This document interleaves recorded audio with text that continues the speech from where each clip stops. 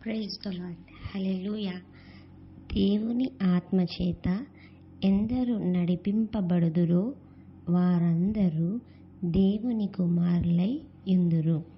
రోమీలకు రాసిన పత్రిక 8వ అధ్యాయము 14వ వచనం. ఈ అధ్యాయంలో మనం చూసినట్లయితే క్రీస్తు యేసునందున్న మనకు ఎటువంటి శిక్ష లేదు. అటువంటి శిక్ష లేని వారికి దేవుడు తానే శిక్ష భరించి, తానే శాపగ్రస్తుడై, తానే సిలువలో భూమికి ఆకాశానికి మధ్య వేలాడబడ్డాడు. ఆయన ఆత్మ కనుక ఆయనను ఆరాధించువారు ఆత్మతోనూ సత్యముతోనూ ఆరాధించవలెను.